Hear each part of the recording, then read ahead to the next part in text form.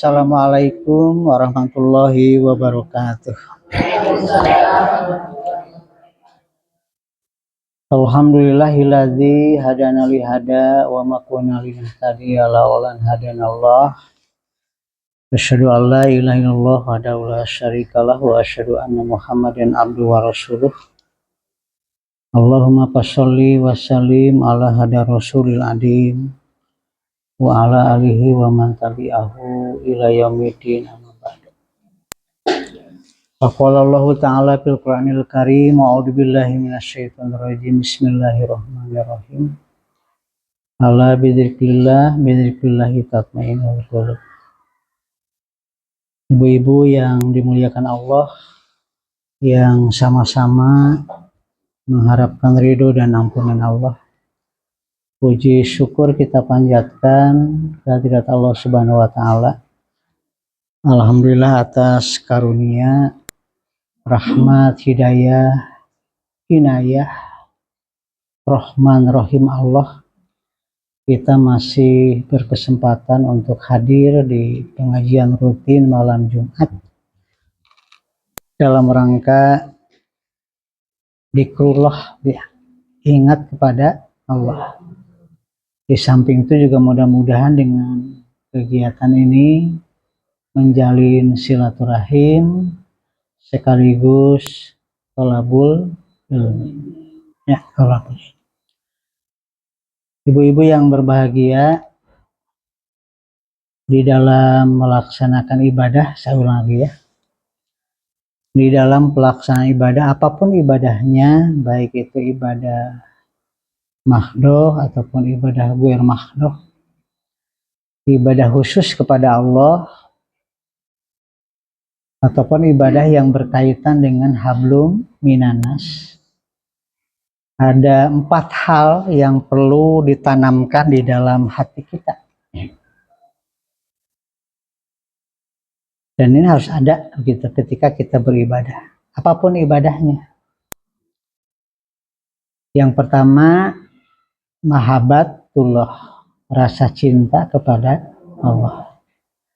Jadi tanamkan dalam hati kita, ketika kita beribadah, ada cinta kita kepada Allah, ada kerinduan kita kepada Allah, ya. Dan cinta kepada Allah itu adalah cinta yang paling hakiki, seperti cintanya Allah kepada kita. Nah, manakala mahabbatullah itu ada di dalam hati kita, disitulah kita akan merasakan betapa nikmatnya iman, betapa lezatnya iman, ya. Betapa nikmatnya kita dekat dengan Allah, betapa nikmatnya kita bertakarub kepada Allah. Dan hal ini seperti yang disampaikan oleh Rasulullah Shallallahu Alaihi Wasallam, beliau menyampaikan bahwa ada 3 hal di mana orang yang memiliki 3 hal itu, dia akan merasakan lezatnya iman, halawatul iman. Halawatul iman. Yang pertama, mencintai Allah dan Rasulnya melebihi segala-galanya. Jadi mencintai Allah dan Rasulnya melebihi segala-galanya.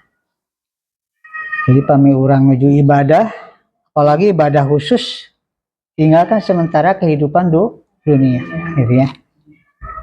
Tinggalkan kehidupan dunia yang selalu menyibukkan kehidupan kita. Jadi manakala kita sudah berdiri di hadapan Allah, fokus kepada Allah, itulah namanya cinta kepada Allah. Ya, cinta kepada Allah. Yang kedua, cintanya kepada seseorang, ya karena Allah, gitu. Mencintai seseorang karena Allah. Ibu dedehnya ka caroge itu karena Allah. Sepuhnya ka murang kali karena Allah. Ya. Seorang guru mendidik anak-anak itu juga karena Allah. Jadi mencintai seseorang karena Allah, siapapun. Di dalam hidup berumah tangga, di dalam hidup bertetangga, di dalam hidup bermasyarakat, baik itu lingkungan RT, RW, dan seterusnya. Nah, jadi ketika kita berhubungan itu mencintai karena Allah. Jadi mencintai karena Allah. Bukan karena hal lain. Kemudian yang ketiga, enggan kembali kepada kekufuran. Ya. Jadi apabila kita sudah bertobat kepada Allah, meninggalkan perbuatan dosa, meninggalkan perbuatan maksiat, gitu ya, enggan kembali kepada dosa. Seperti enggaknya kita dijatuhkan oleh Allah ke dalam neraka, gitu ya. Ya, bagaimana seorang Umar bin Khattab misalnya yang tadinya seorang kufur, ya, dia enggan kembali ke kufur, atau istiqomah di dalam keislaman, istiqomah di dalam keislaman. Tidak ingin kembali kepada perbuatan-perbuatan dosa, perbuatan-perbuatan maksiat. Nah itu, ya, apabila itu ada dalam hati kita, insya Allah, ya, sudah kita akan diterima oleh Allah Subhanahu wa Ta'ala, apapun bentuk ibadahnya. Ketika kita berinfak, ketika kita bersedekah, ketika kita thalabul ilmi, ketika kita bersinergi dengan masyarakat, dengan tetangga, kalau tumbuh dalam diri kita ada rasa cinta kepada Allah, insya Allah. Karena Allah segala sesuatu kita lakukan karena Allah, ya, karena Allah. Mencari keridhaan Allah. Yang kedua, sudah saya sampaikan, apa tadi? Al-khawf, rasa takut kepada Allah. Oke. Jadi manakala orang ibadah utamina, ya, sieun tadi tampi ku Allah. Takut kita banyak berbuat dosa, gitu ya. Khauf. Jadi di samping ada rasa cinta, ada rasa khauf.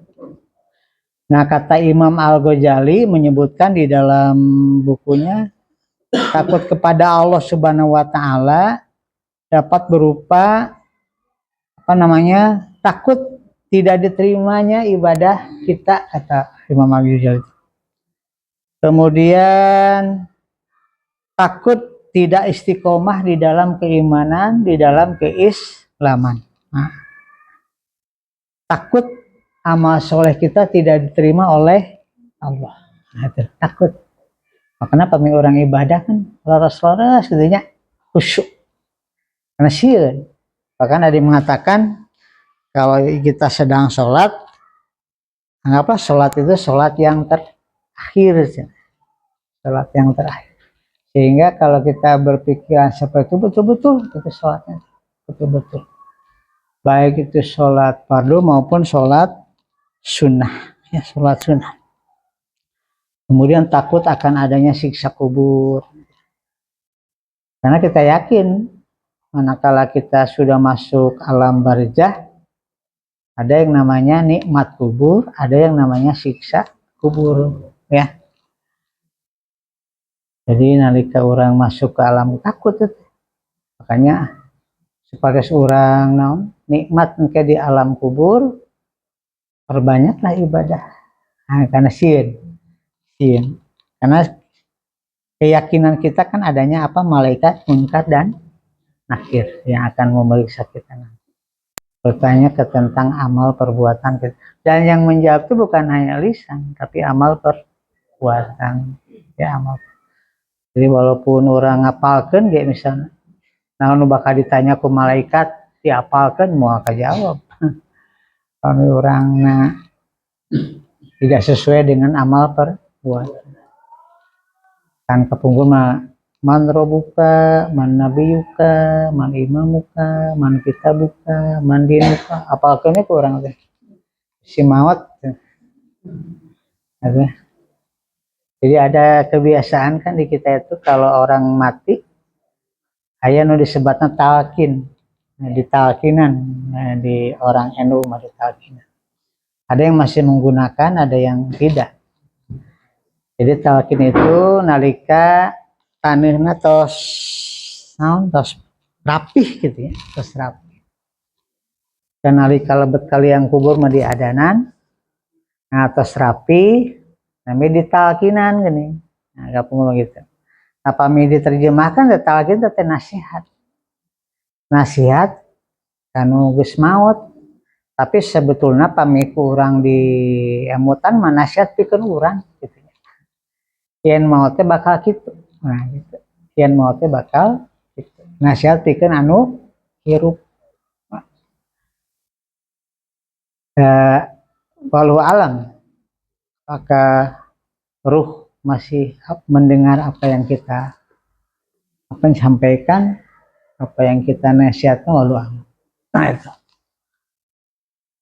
Lamun anjeun geus asup liang kubur, imut ku anjeun lamun 7 langkah anu nganterkeun anjeun tos ninggalkeun anjeun maka bakal datang malaikat munkar nakir. Itu dinamun diterjemahkeun.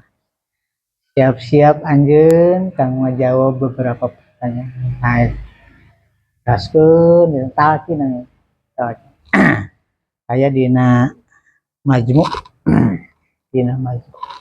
Tinggal terjemahannya. Jadi takut. Kita bersedekah karena takut kepada Allah. Kita berinfak karena takut kepada Allah. Hanya Rasul menyampaikan di dalam sebuah hadis tadi bahwa Rasul pernah menyampaikan takutlah kamu kepada Allah terhadap api neraka walaupun hanya bersedekah dengan separuh biji kurma gitu. Jadi karena sedekah itu apa? Akan menghindarkan diri kita dari siksa Allah. Sedekah itu tidak dilihat dari besar kecilnya, tapi dilihat dari keikhlasan. Gitu.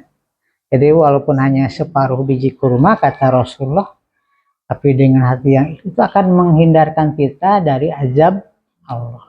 Hanya banyak kan materi-materi tentang sedekah, hikmah-hikmah dari sedekah itu diantaranya tadi menghindarkan diri kita dari azab Allah, dari siksa Allah. Karena kita disadari atau tidak ya mungkin saja banyak berbuat dosa selama hidup ini. Ya, banyak berbuat salah, banyak berbuat dosa. Makanya ketika kita berinfak bersedekah, niatkan cinta kepada Allah, niatkan juga takut kepada Allah. Nah, itu. Nah, apa saja tanda-tanda orang yang takut kepada Allah?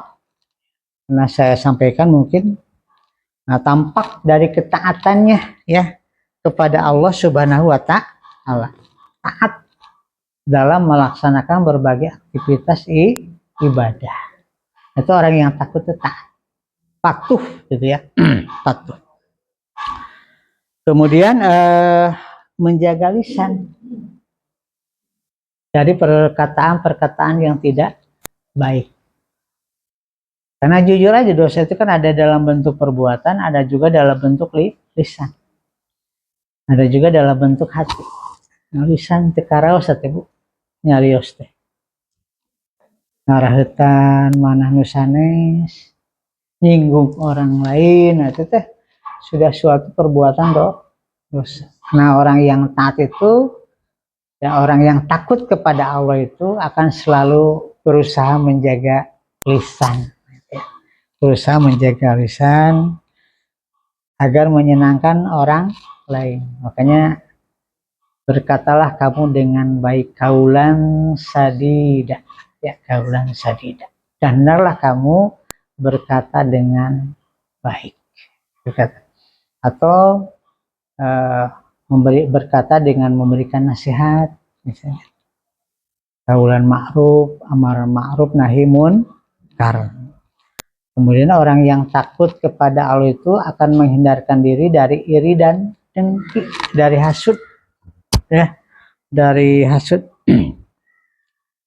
Nah, itulah sifat manusia biasa suka ada itu. Sifat ciri khas ya. Jadi muncul karena adanya rasa apa? Tidak adanya rasa syukur kepada Allah. Tidak adanya rasa syukur kepada Allah. Itu orang dengki biasanya. Pada Allah itu terus masih nikmat yang banyak pada dia itu. Tapi tidak merasa itu ada nikmat Allah. Jadi manakala melihat orang lain dapat kenikmatan, iri. Pada Allah juga sudah memberikan kenikmatan. Allah juga sama memberikan kenikmatan. Dan kenikmatan Allah itu diberikan kepada semua orang. Ya, semua orang. Tidak terkecuali. Hanya ada orang yang merasa, artinya bersyukur bahwa ada nikmat Allah. Ada juga orang yang tidak merasa. Ya, jadi orang takut kepada Allah itu akan menghindarkan diri dari sifat iri dan dengki. Hati-hati. Iri dan dengki dalam kehidupan biasa suka ada. Apalagi di bertetangga, hidup bermasyarakat. Ya, hidup bertetangga, hidup bermasyarakat. Suka muncul sifat-sifat seperti itu. Iri dan dengki termasuk dalam kehidupan. Ya, dalam kehidupan. Dalam thalabul ilmi ada orang yang merasa lebih pintar, iri. Ada orang yang merasa lebih tinggi ilmunya, dengki, nah gitu. Padahal sama, kita juga oleh Allah diberi ilmu. Sama. Ya, sama diberi ilmu. Luar biasa. Nah, kemudian orang yang takut kepada Allah itu cirinya menjaga pandangan dari perbuatan maksiat, menjaga pandangan dari perbuatan maksiat, ya, dari segala sesuatu yang mengandung maksiat, ya. Jadi kalau kita memandang lawan jenisnya bukan berarti kudu perem, bukan. Tapi ninggal istri perem misalnya, sanes gitu. Lebih karena berak tangka tiang listriknya, perem wae, sanes gitu. Tapi menjaga karena dari pandangan itu biasanya tumbuh syahwat, ya, tumbuh nafsu, begitu biasa dari memandang, yang dari memandang. Jadi hati-hati menjaga pandangan dari perbuatan-perbuatan dosa, ya. Jadi bukan berarti untuk memejamkan mata, bukan. Kemudian orang yang takut kepada Allah itu menjauhi makanan yang haram. Nah, itu. Menjauhi makanan yang haram. Karena ya sadar betul kalau yang masuk ke dalam perutnya itu barang haram, ya sudah berdosa. Sudah berdosa. Apapun bentuk ibadahnya, kalau yang masuk ke dalam perutnya makanan-makanan, tidak akan diterima ibadahnya.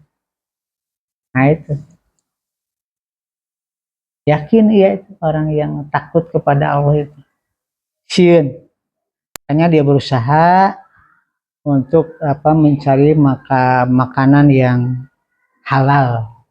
Jadi haram itu baik jenisnya ataupun caranya. Semoga jenisnya haram gitu. Ya. Ada juga cara mendapatkan makanan itu dengan cara-cara yang dilarang oleh Allah, ya, dilarang oleh Allah. Riba misalnya, atau mengurangi timbangan misalnya, ya, atau menipu orang lain, kan begitu. Kan di dalam jual beli itu etikanya pertama suka sama suka, kan kalau jual beli. Kemudian tujuannya tolong menolong. Kalau dalam jual beli ada yang tidak suka, itu tidak sah. Makanya sah lamun aya jual dadat dipaksa. Karena kita tidak suka, paksa kudu meuli. Nah, dipaksa kudu meuli. Kemudian tolong menolong tujuannya. Pembeli dengan pedagang itu saling tolong menolong, saling bantu. nu icalan kabantu kuno meser kurang nu meser kabantu ayana anu icalan sok lamun nu icalan abdi bade milari kopi abis kudu ukuriling ke pasar catat kan ka emak yang terbala-bala saling membantu nah itu suka sama suka ya, suka sama suka. Lalu orang yang takut kepada Allah itu menjaga kaki, menjaga kedua tangan dari sesuatu yang haram. Nah itu, jadi kaki selalu melangkah ke tempat-tempat yang baik. Kurang kadinya ke majlis talim, ke pengaosan, ke mana tujuannya sesuatu yang bagus. Silaturahim, tolabul ilmi misalnya. Luar biasa. Alhamdulillah diurang terus tinggal rada semarak gitu pengusahaan rada semarak di tiap RT ayah ya, di tiap lingkungan ayah pengajian-pengajian tos rutin ayah dinten Rebo, ayah dinten Sabtu kan dia punya pengawasan itu menjaga kaki dan kedua tangan dari yang sesuatu yang tangan kalau bisa jangan mengambil sesuatu yang diharamkan oleh Allah. Ningali buah batur yang buahnya cokot misalnya, nah itu teh haram kali teh. Ya, nyungkeun kanu gaduh tangkal buah. Jika abdi hoyong ngarujak nyungkeun Nah itu ya, itu yang diharamkan, menjaga tangan. Atau pekerjaan-pekerjaan yang diharamkan oleh Allah, ya. Itu yang kedua. Yang ketiga tadi apa? Ar-roja. Ar-roja itu berharap hanya kepada Allah, ya. Berharap hanya kepada Allah. Jadi secara bahasa mengharap sesuatu ya kepada Allah dan tidak putus asa. Harap. Kami orang ibadah itu berharap ditampi ku Allah ibadah orang. Nah itu ya. Mudah-mudahan orang yang ngerahmati Allah itu berharap kan.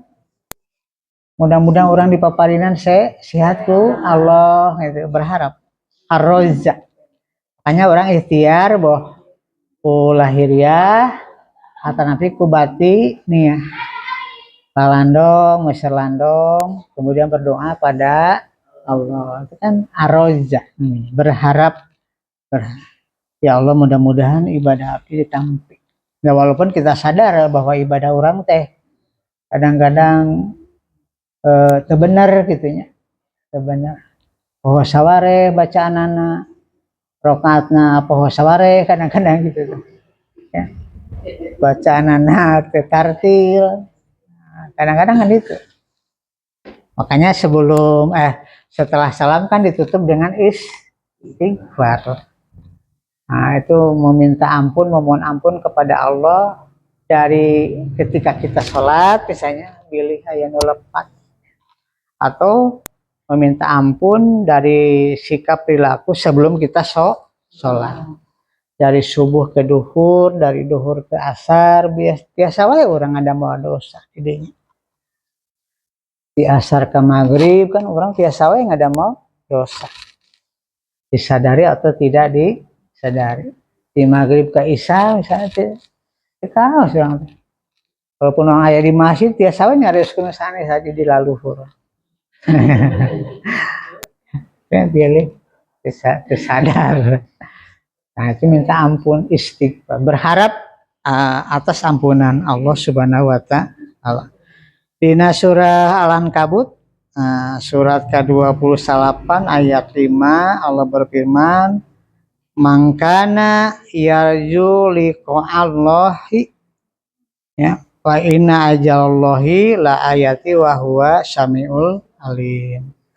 Barang siapa mengharap pertemuan dengan Allah mangkana yarju liqa'allah. Barang siapa mengharap pertemuan dengan Allah fa inna ajalallahi la'at.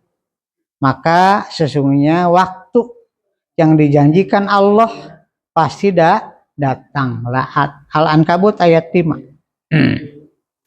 Wa huwa samiul alim dan dia yang maha mendengar lagi Maha mengetahui, ya. Jadi kan satu saat kita akan dipertemukan dengan Allah, ya, dan kita berharap bertemu dengan Allah. Ketika kita ingin bertemu dengan Allah, maka kita akan betul-betul ibadahnya kepada Allah, mengisi kehidupan ini dengan amal kebaikan, tentu sesuai dengan kemampuan dan kesanggupan kita masing-masing, ya. Mangga orang milari kehidupan dunia jadi wagel ku Allah gitu. Tapi tenghilap orang oge ibadah ke Allah, mendekatkan diri untuk bekal kanggo akhirat. Seimbang gitu. Seimbang antara kehidupan dunia dengan kehidupan akhirat.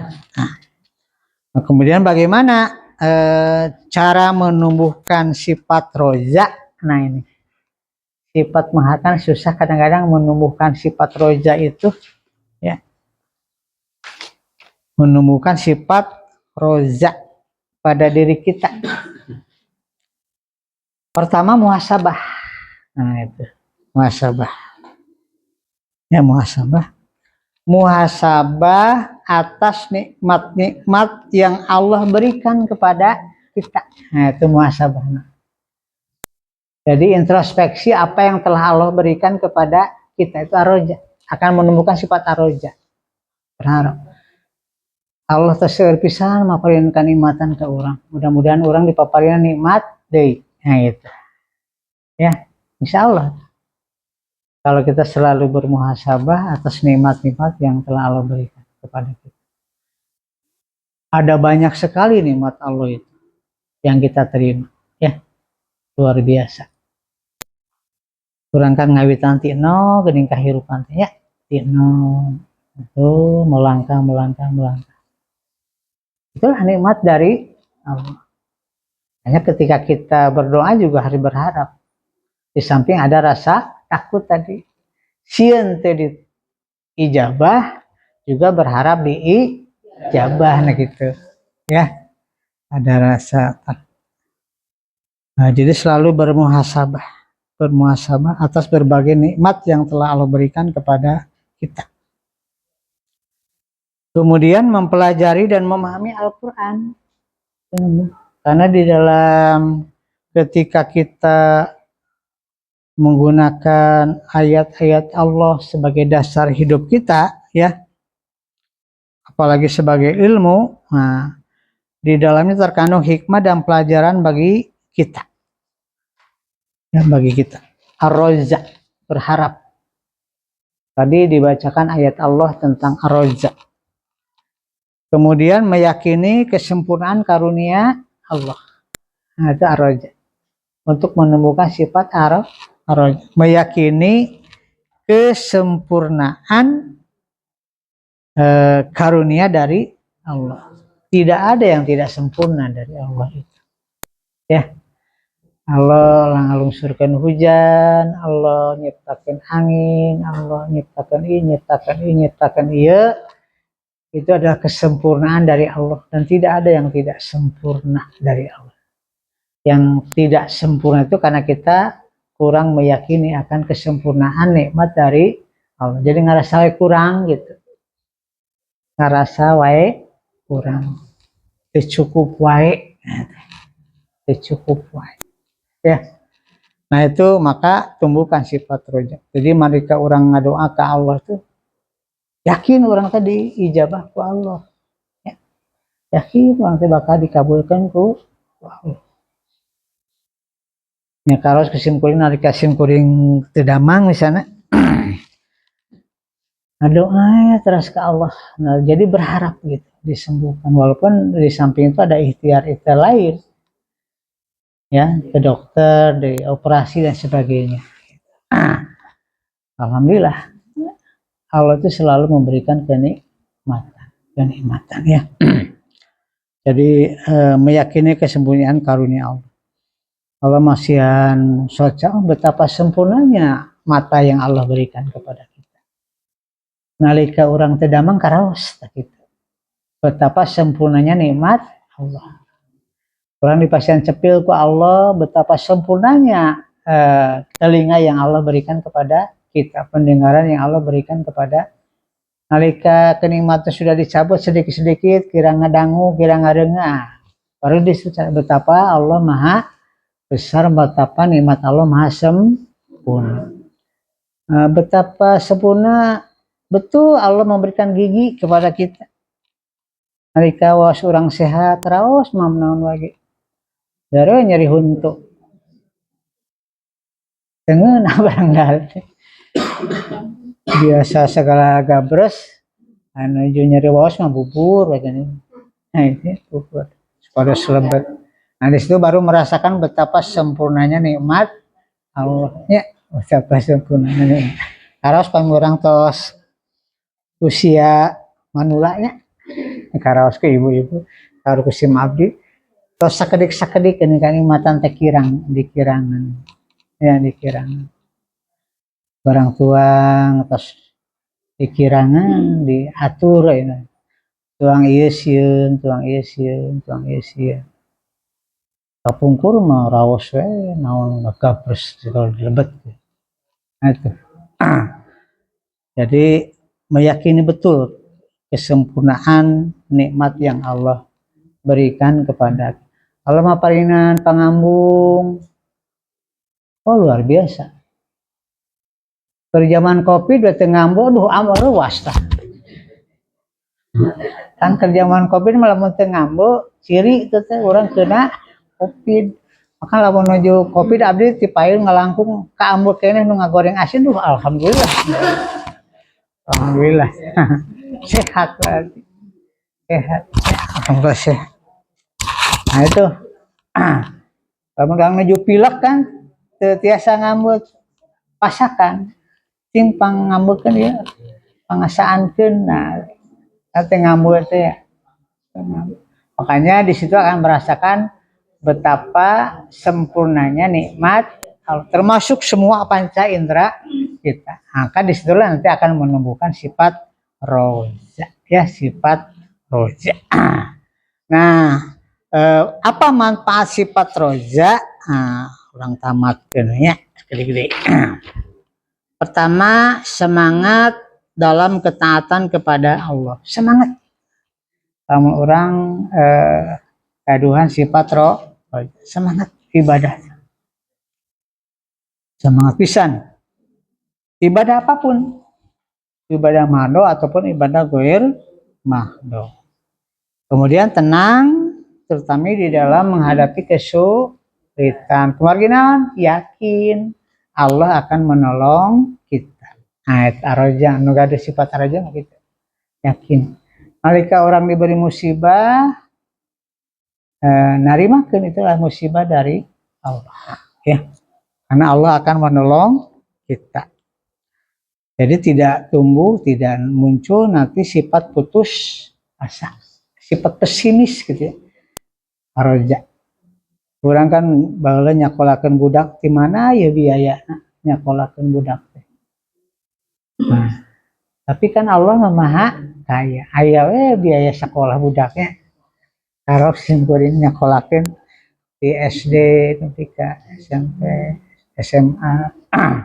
Baheula mah da teu aya nu gratis, ayeuna gratis. Kuliah biaya hungkul. Di mana Gusti? Nah, pami urang ada sifat roja mah tenang dalam menghadapi. Sebab Allah akan memberi di mana jalannya banyak, biasa nambut koperasi ayeuna Bung. Biasa nambut ka bank ya. Mana ya jalanna mah asal tiasa ka bayar gitu. Jadi sulit. Imah baheula kitu di mana ya duitnya ya. Allah mah mere tahu. Gila jadi kedong tadina tipe 2 hiji jadi tipe 3 genap. Tipe ageung, tipe 45. Lah kitu orang yang punya sifat roja. Kemudian merasa nikmat. Orang roja itu merasa nikmat dalam beribadah kepada Allah. Jadi mereka orang sholat nikmat gitu. Karena kita berharap gitu. Pasti Allah bakal maparinan pahala, pasti Allah bakal maparinan ganjaran, pasti doa orang karena ibadah luar biasa nikmat. Makanya tadi dikatakan ini hadisnya, orang akan merasakan nikmatnya iman kalau ya cinta kepada Allah dan Rasul. Nah, cinta kepada itu diantaranya ar-roja. Kita selalu meminta, berharap kepada Allah. Dan terakhir menumbuhkan sifat optimis. Nah, orang roja itu gitu, selalu optimis dalam hidupnya, tidak pernah pesimis. Optimis, sudah Allah mah sok ngarizkian, sok merek gitu. Di mana jalan nama. Nah itu ya. Jadi kita juga harus pada anak-anak gitu menumbuhkan sifat roja. Berharap. Ya berharap.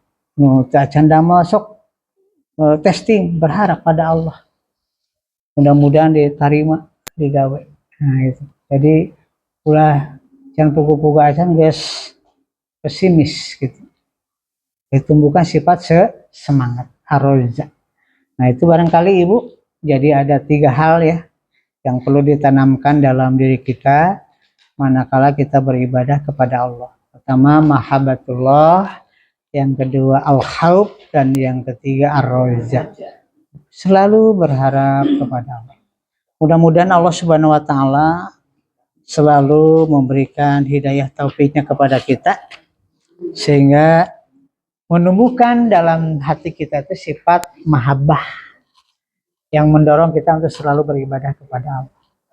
Menumbuhkan sifat khauf, menumbuhkan sifat roja. Sakitu rupina yang bisa saya sampaikan, mudah-mudahan aya manfaatnya khusus kang pribados, muna kang ibu-ibu sadayana. Mudah-mudahan apa yang kita lakukan setiap malam Jumat ya sedikit banyak memberikan tambahan ilmu ya, ilmu kepada kita. Demikian, assalamualaikum warahmatullahi wabarakatuh.